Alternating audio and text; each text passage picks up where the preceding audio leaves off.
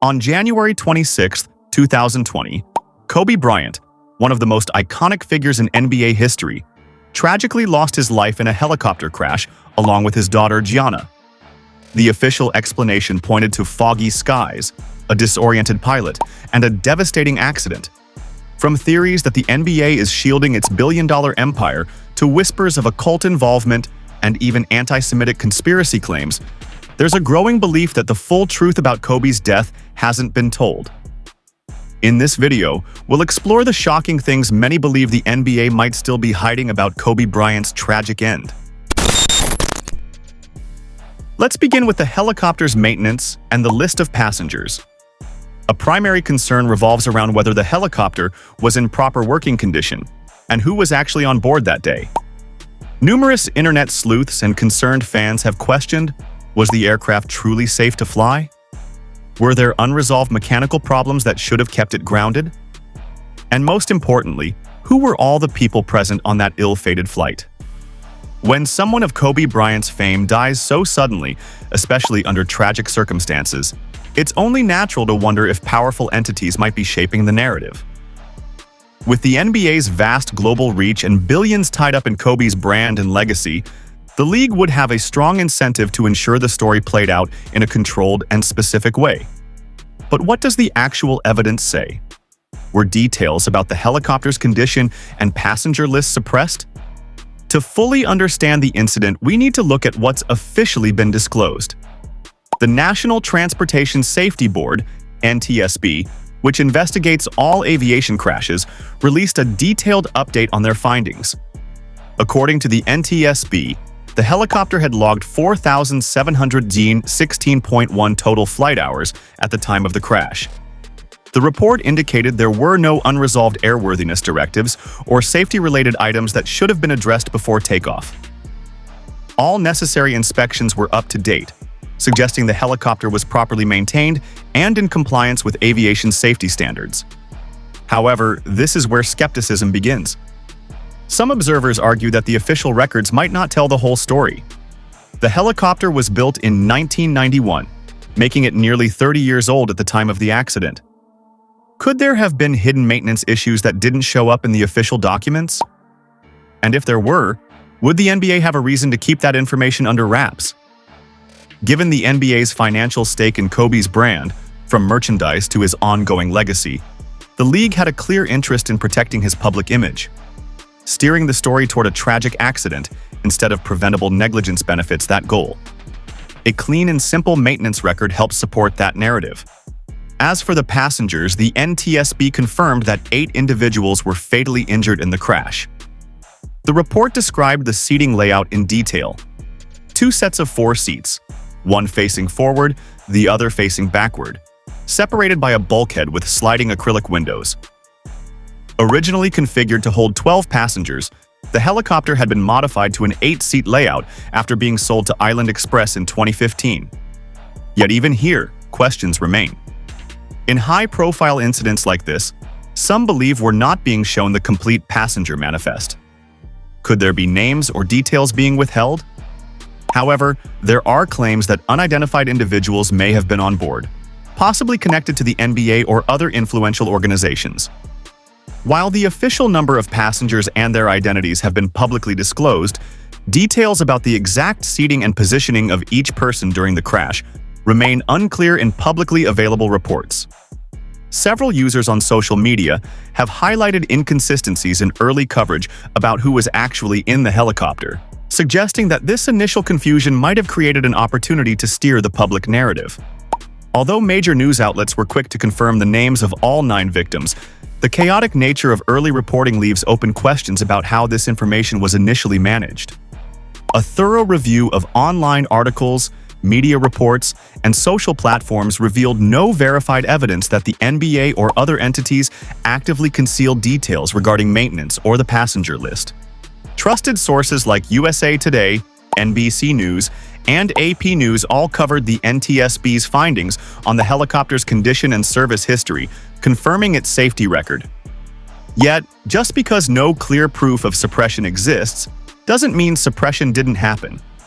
It's also significant that legal proceedings following the crash, such as Vanessa Bryant's lawsuit, and eventual settlement with Los Angeles County over unauthorized crash site photos, focused solely on privacy violations rather than on the accuracy of the official crash narrative.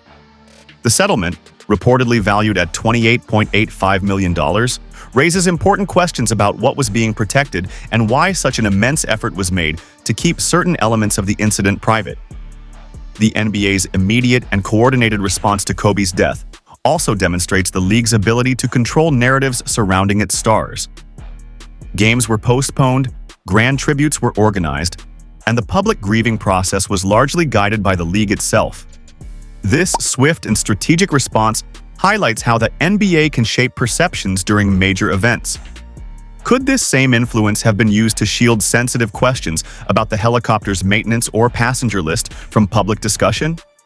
We don't know for certain.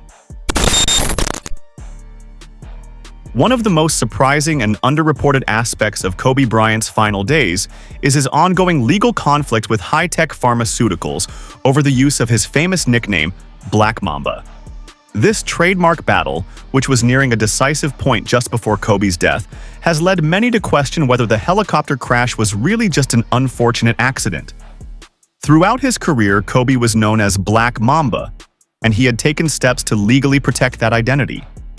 However, high-tech pharmaceuticals was attempting to use the name Black Mamba for one of their weight loss products, Black Mamba Hyper Rush diet pills.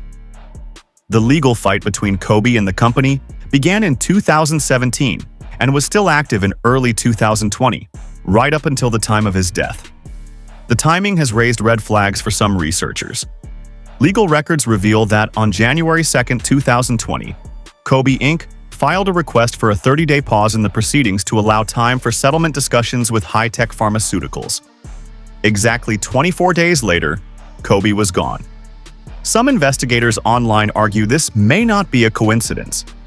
They believe that during the legal discovery phase, Kobe may have come across damaging information about the company, perhaps relating to the ingredients in their supplements or questionable business operations.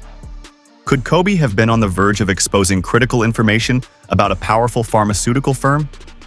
It's worth noting that high-tech pharmaceuticals and its CEO, Jared Wheat, have faced numerous legal battles over the years, including actions by the FDA involving their products. While no direct link has been proven between the company and Kobe's death, their controversial background continues to fuel speculation. The suspicious timing of events has fueled widespread speculation across various social media platforms.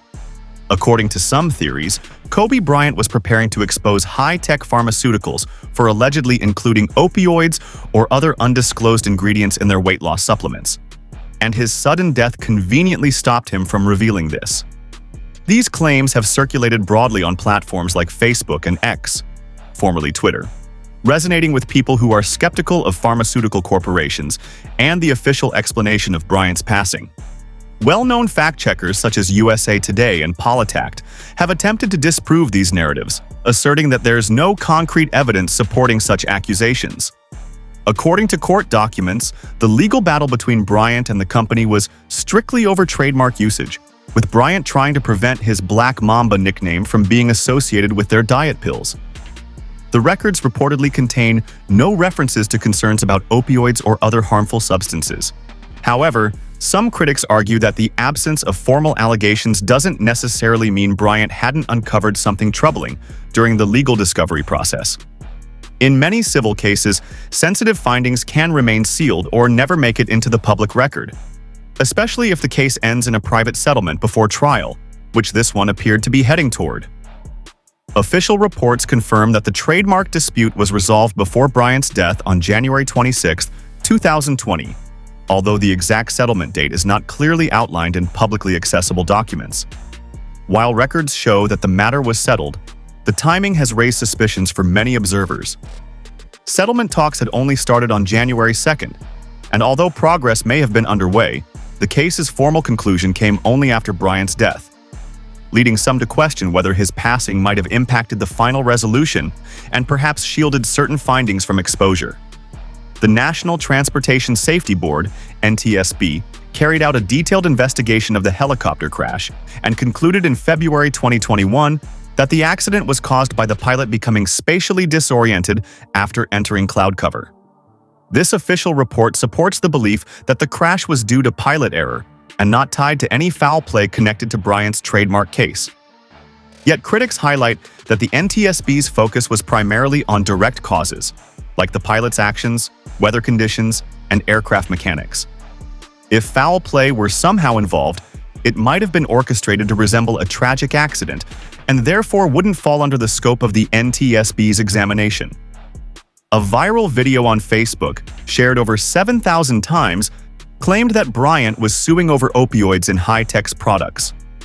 Although mainstream outlets have refuted this particular allegation, the video's popularity reflects how deeply the public questions the suspicious overlap between Bryant's legal dispute and his untimely death. A USA Today fact-check article from August 2023 titled, "Kobe Bryant Settled Trademark Lawsuit. Death Was Not Related." Fact-check clarified that the lawsuit focused strictly on trademark rights, not pharmaceutical safety, and was settled weeks before the fatal crash. Similarly, Politifact published a piece in May 2023 titled, "Kobe Bryant's death wasn't a setup to stop him from testifying," as one conspiracy theory suggests, further reinforcing this official narrative. The NTSB concluded that the crash was due to pilot error, with no signs indicating any criminal involvement. However, for individuals who naturally distrust official accounts, such findings aren't convincing enough. They argue that major pharmaceutical firms possess both the influence and the financial power to suppress potentially damaging information, especially if that information were to come from someone as influential as Kobe Bryant. Given Kobe's global reputation and massive audience, any accusations he might have made could have seriously impacted high-tech pharmaceuticals business. Meanwhile, the NBA has chosen not to comment on these conspiracy theories. As an organization closely linked with pharmaceutical sponsors and healthcare partners, the league may have strategic reasons for avoiding such controversial topics. Whether intentional or not, the NBA's silence has left space for these suspicions to grow in online communities that already question mainstream narratives. But some theories go even further, into far more extreme territory. One of the most sensational and widely shared beliefs is that Kobe's death was connected to an Illuminati ritual sacrifice, filled with occult symbolism. Following the helicopter crash, social media was flooded with claims that Kobe's passing wasn't a tragic accident, but rather a carefully orchestrated ritual event with symbolic meaning. To understand why these ideas gained so much attention, one must explore both the unusual circumstances of his death and the symbolic themes that some believe were present throughout his life and career. Many point to the timing of the crash. It occurred just hours before the 2020 Grammy Awards, held at the Staples Center, also known as the house that Kobe built. Conspiracy theorists argue that this wasn't a coincidence but a deliberately chosen moment, packed with symbolic weight.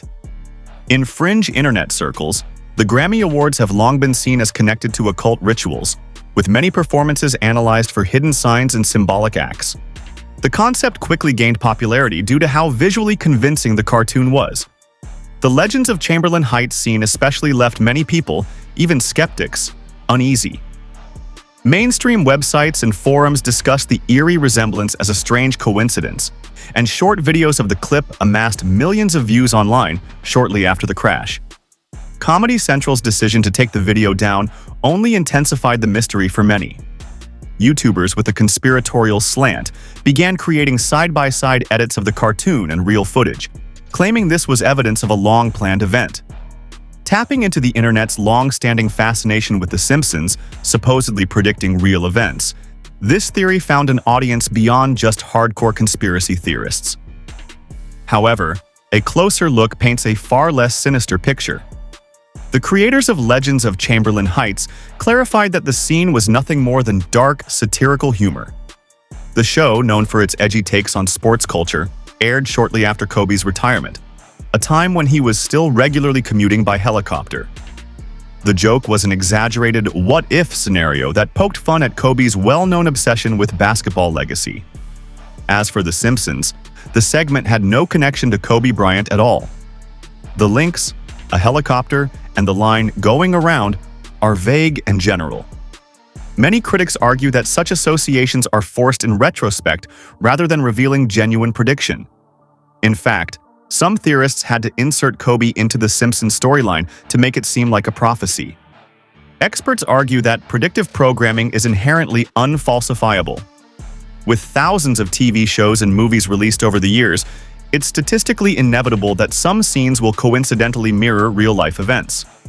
These few cases are amplified, while all the scenes that don't match anything are ignored.